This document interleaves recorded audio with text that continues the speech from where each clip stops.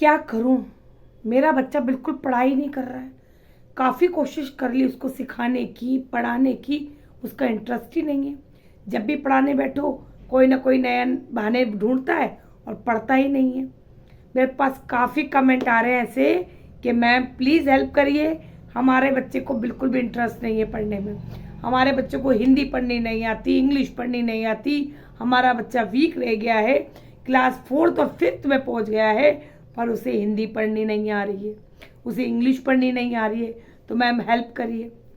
तो आज ही टॉपिक पर वीडियो होने वाली है कि बच्चों के लिए पढ़ाई को इंटरेस्टिंग कैसे बनाएं। ठीक है, तो वीडियो स्टार्ट करने से पहले वीडियो को लाइक करें, शेयर करें एंड चैनल को सब्सक्राइब करें। तो आज का टॉपिक है कि बच्चों को पढ़ाई को इंटरेस्टिंग कैसे बनाए कि बच्चा अपने आप पढ़ने लग जाए। ठीक है, ऐसा हुआ है कभी आपके साथ कि आपका बच्चा स्कूल से आया, कॉपी बुक्स खोली और पढ़ने बैठ गया?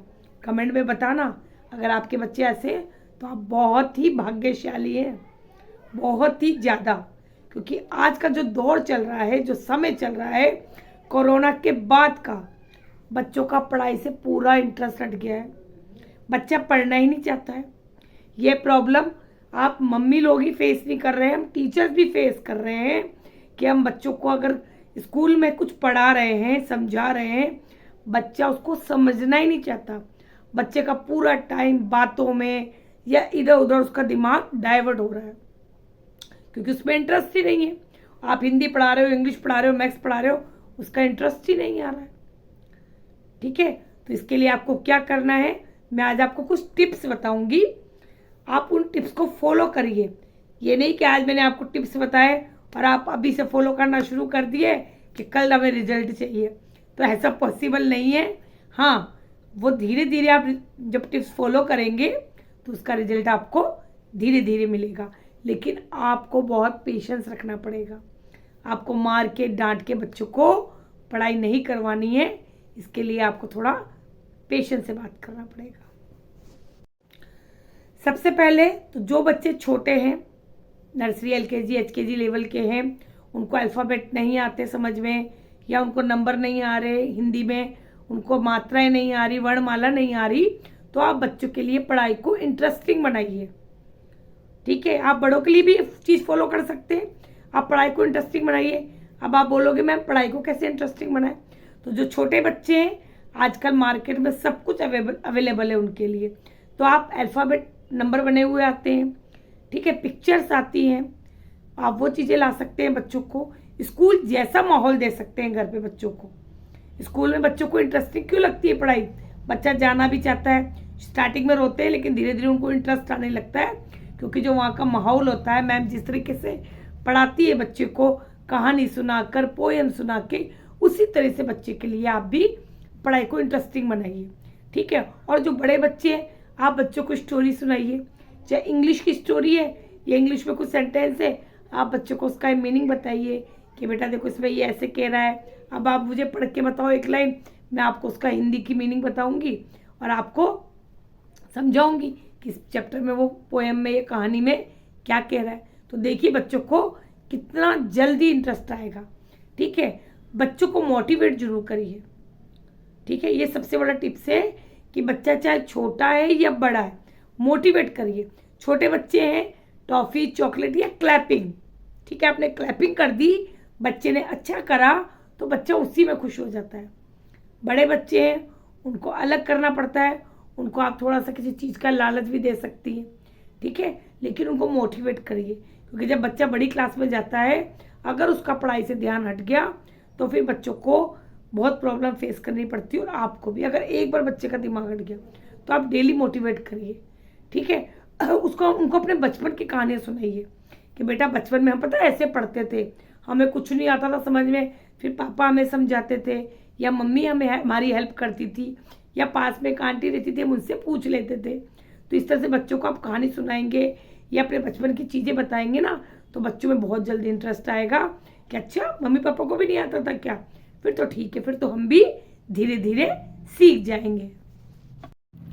एक आप बच्चों को जब भी पढ़ाने बैठे तो उनकी एक जगह सेट कर दीजिए कि डेली आपको यहीं बैठ के पढ़ना है। ठीक है, वो प्लेस एकदम शांति वाला होना चाहिए। ये नहीं कि वहाँ पे आपने टीवी भी चल रहा है, इधर आप मिक्सी में काम कर रहे हो।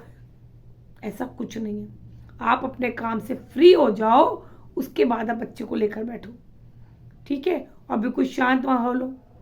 सबसे बड़ी बात, जब आप छोटे बच्चों को लेकर बैठ रहे हो तो उस जगह से आप बच्चों के सारे टॉयज हटा दीजिए, या बच्चा जिनसे खेलता है या बच्चों को जो चीज़ें अट्रैक्ट कर रही हैं उन चीज़ों को हटा दीजिए। नहीं तो बच्चा पढ़ेगा कम, उन चीज़ों को ज़्यादा देखेगा, नहीं तो खिलौने से ही खेलता रहेगा, ठीक है। इन चीज़ों को आपको ध्यान रखना पड़ेगा। एक सबसे बड़ी बात, आप बच्चे का रूटीन सेट करिए कि आपने जगह सेट कर दी कि इसी जगह पे बेटा बैठना है, लेकिन टाइम भी सेट करिए कि इसी समय हमें 1 या 2 घंटे यहाँ पे पढ़ना है और इस टाइम पे हम पढ़ेंगे। जो ही नहीं आप डेली पढ़ाई रहे, आप बच्चों को कलर करवाइए, बच्चों को जो इंटरेस्ट है वो करवाइए, पोएम सुना दीजिए, कहानी सुना दीजिए, लेकिन रूटीन सेट करिए कि इस समय में हमको पढ़ाई से संबंधित ही काम करने हैं। ये नहीं कि अरे आज मैं बिजी हूँ, आज मुझे किचन में काम है, आज मुझे मार्केट जाना है, तो लो आज छोड़ते हैं कल करेंगे, नहीं। क्योंकि आप जब रूटीन सेट कर देंगे तो बच्चे का भी दिमाग सेट हो जाएगा कि इस समय मुझे पढ़ाई करनी है, इस समय मुझे ये वाला काम करना है। अगर उसे कुछ समझ में नहीं आ रहा तो मम्मा मेरे पास रहती है, उस समय ही मैं अपना वर्क कर लूँगा। अगर आपने बच्चों को पढ़ाई पे बिठा दिया और आप अपना काम कर रहे हो तो आप बच्चा पढ़ाई कर ले, ऐसा तो पॉसिबल नहीं है। उसके लिए मम्मी को ही बैठना पड़ेगा। जब पापा काम से अपने वापस आए तो पापा भी थोड़ा देख सकते हैं कि बेटा आपने क्या किया आज पूरा दिन, आपने क्या पढ़ाई की, कैसे कलर किए, कौन सी स्टोरी सुनी। तो इन चीज़ों का पापा भी ध्यान रख सकते हैं। एक आप बच्चों को जब पढ़ाने बैठ रहे हैं ना, तो मैंने आपको पहले भी बताया है कि एक साथ बहुत सारी बुक्स कॉपी लेकर मत बैठिए, बिल्कुल भी नहीं। छोटे बच्चे हैं तो आप बच्चों को जिसमें इंटरेस्ट है, कलर में सबसे ज़्यादा होता है, ठीक है, उनकी पसंद की पिक्चर्स होती है सबसे ज़्यादा, आप पिक्चर बना दीजिए या उनसे ही बोलिए पिक्चर बनाए और कलर करो। खेल खेल में पढ़ाई भी हो जाएगी। तो जब बच्चा वार्म अप हो जाएगा ना, धीरे धीरे आधा घंटा हो गया इसको कलर करते हुए, ठीक है, उसके आप धीरे धीरे उनकी प्रॉपर पढ़ाई करवा सकते हैं। आप प्रॉपर सब्जेक्ट पर आ जाइए कि चलो बेटा मुझे ये लिख कर दिखाओ, ए फॉर एप्पल बनाया, उसमें कलर किया, अब मुझे ए फॉर एप्पल लिख कर दिखाओ कि एक स्लैंटिंग लाइन, दूसरी स्लैंटिंग लाइन, और बीच में आपने स्ट्रेट लाइन खींच दी, ठीक है, स्लीपिंग लाइन खींच दी, ठीक है। तो इस तरह से बच्चों में आप इंटरेस्ट पैदा कर सकते हैं। इसके अलावा आप जब बच्चों को पढ़ाने बैठे तो आपको साथ बैठना बहुत ज़रूरी है। आप ये नहीं कि आप अपना काम कर रहे हैं और बच्चों को पढ़ के दिया पढ़ लो। छोटे बच्चों के साथ तो बिल्कुल भी नहीं। छोटे बच्चों के साथ आपको पेशेंस के साथ पास में बैठना ही पड़ेगा, ठीक है। बीच में उनको अप्रिशिएट भी करना पड़ेगा, वाह वेरी गुड, आपने बहुत अच्छा किया। अगर बच्चे ने कोई मिस्टेक कर भी दी तो ये नहीं आपने कॉपी ली और इरेज कर दिया या काट दिया और बोल दिया बच्चे को, अरे ये तो बहुत गंदा बनाया आपने। ऐसा थोड़ा बनाते हैं। बेटा आपने बहुत अच्छा बनाया, लेकिन आपने थोड़ा सा बाहर निकाल दिया, थोड़ा सा नीचे से बाहर निकल गया, तो इसको थोड़ा अंदर बना देना, ठीक है। तो आप प्यार से बात करेंगे, थोड़ा समझा के बात करेंगे तो बच्चे बहुत जल्दी कैच करते हैं इस चीज़ को। ये बात आप हमेशा नोटिस करना। लेकिन आप चिल्लाओगे तो बच्चे के अंदर भी अग्रेसिवपन आ जाएगा, वो भी अग्रेसिव हो जाएगा कि क्या सारी मम्मी पढ़ाई पढ़ाई कराती रहती है और मम्मा मुझे पढ़ाई के लिए डांटती भी है।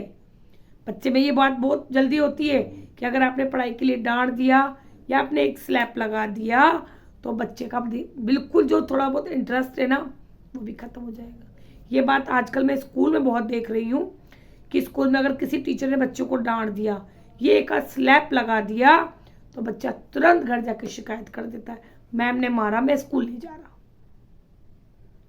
ठीक है। तो एज ए पेरेंट्स प्लीज़ आप बच्चों की थोड़ा सा सपोर्ट करिए मैम को भी कि अगर मैम मारना वैसे अलाउ नहीं है, पर अगर बच्चे को डांट रही है तो उसके भले के लिए डांट रही है, क्योंकि बच्चा सुन नहीं रहा या अच्छा नहीं लिख रहा है ना, या बच्चा प्रॉपर नहीं उतार पा रहा है बोर्ड से, तो मैम थोड़ा सा डांटने का हक भी रखती है, क्योंकि मैम सेकंड मदर होती है, ठीक है। फर्स्ट मदर तो मम्मी है जो घर पे बच्चों को पूरा ध्यान रखती है, लेकिन स्कूल में सेकंड मदर मैम है जो उनको प्रॉपर पढ़ाती है, स्टार्टिंग से उनको सब कुछ सिखाती है।